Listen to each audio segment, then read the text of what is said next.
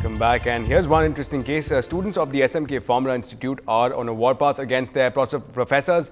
Now, earlier this evening, 700 students had locked up their professors. Now, this dramatic encounter began when the professors failed nearly a whole batch as a possible retribution for the protests that this college saw in the Anetra suicide case. Now, just to jog your memory, in May last year, Anetra committed suicide after she was found getting close to a male student.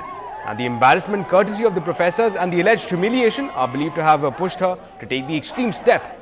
Now, post her suicide, the students conducted wide protests blaming the professors for Anetra's dramatic step.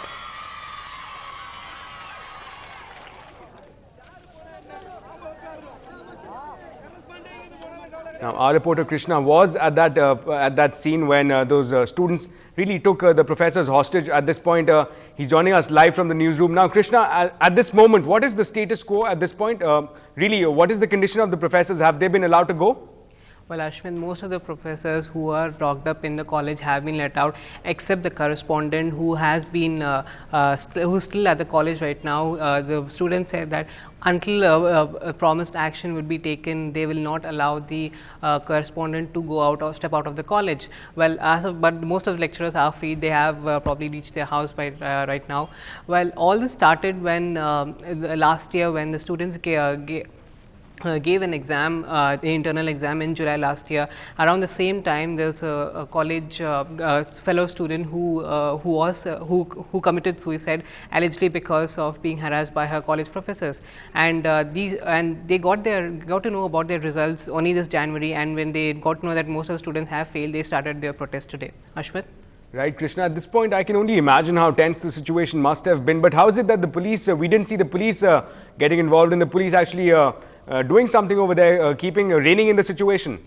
Well, Ashmit, the police presence was over there, but they initially decided that they would come up and lathi charge the students, but then they decided against this since the assembly session is on, and then the opposition would jump at them for taking such a drastic action. They also decided to arrest the students peacefully, but then again, since the assembly session is on, they decided to go against it, and finally they decided that they will have their security in place at the college till the students leave themselves. So they decided to have a peaceful way of having a security over there.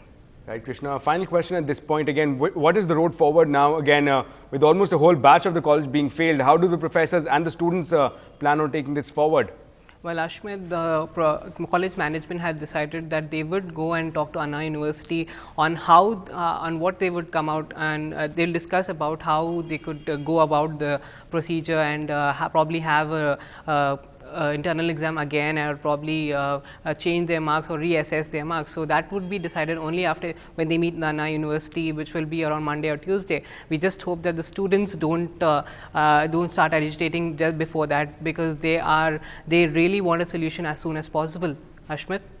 Right, Krishna. Thanks for joining us with all those details about the developments, those interesting developments coming in from the SMK Formula College. Let's move ahead now. Now, highly placed sources from the Central Crime Branch of the Chennai Police have revealed to NDTV Hindu that they will be issuing summons to various BCCI officials. Now, the summons come as a part of the ongoing IPL investigations. The CCB issued a second summons to Modi and 6 others to appear before them. Now, out of the 7, only 2 have responded, while Modi's office refused to accept the summons for the second time. Now, this summon comes after one of the accused, Ajay Verma, gave very contradictory statements. A leader of the opposition in Lok Sabha and a prominent leader from the BJP, Sushma Swaraj, visited Nagapattinam today to meet the families of the slain fishermen. And in a press conference in the city, she has lashed out at the central government over the death of Indian fishermen. She blamed what she called the casual attitude of the government as the reason behind the killings. She also pointed out how no member of the ruling alliance other than Stalin has visited the families of the deceased. Now, she assured that the issue would be brought up in the budget session of the parliament. Meanwhile, in response to Kapil Sibal's 2G allegations, she said that there was no truth to the charges. She also reiterated the BJP's demand for a JPC probe. Casual attitude of the Indian government is responsible for the killings of our fishermen of Tamil Nadu. Well, the backlash of the Tri-Valley Sham University case is being felt across India, and today right here in Chennai outside the US consulate, 80 protesters of Democratic Youth Federation of India staged a protest in front of the US consulate condemning the act of Americans for inhumane treatment meted out to the Indian students at the Tri-Valley University. American flags were burnt on the scene as a sign of anger and protests.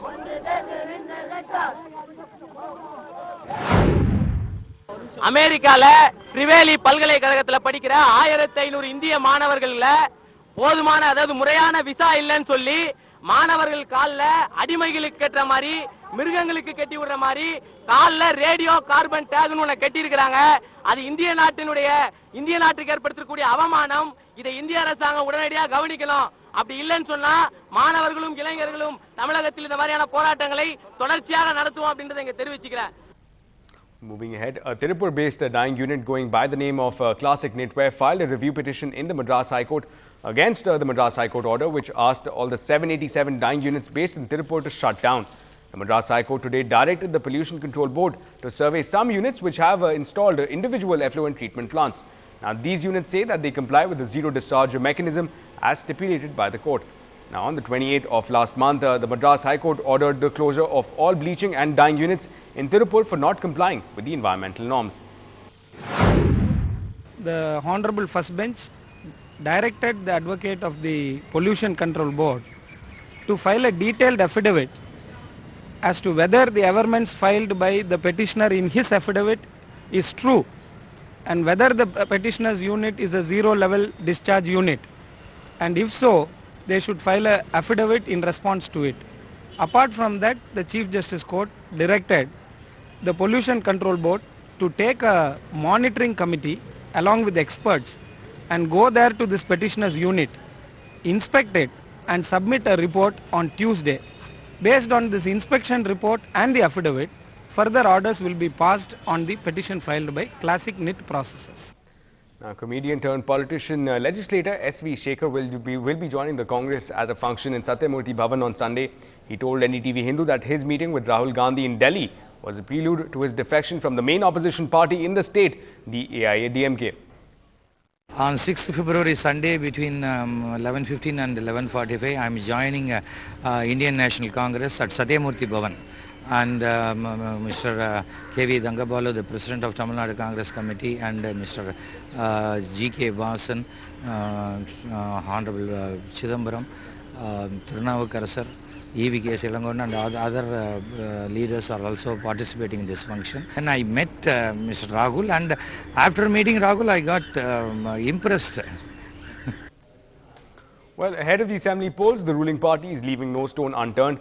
Around 1,000 youth from the Kongu Velala youth wing joined the DMK this morning in the presence of the Deputy Chief Minister M.K. Stalin. Now, welcoming the youth into the party, the Deputy Chief Minister reiterated that the Dravidian party is one that does not favour any particular caste and that all are treated equally. He also said that the party would continue to serve the people regardless of victories or defeats. Well, from the world of cinema, it's Madurai versus Chennai at the multiplexes this weekend. Find out more on the other side.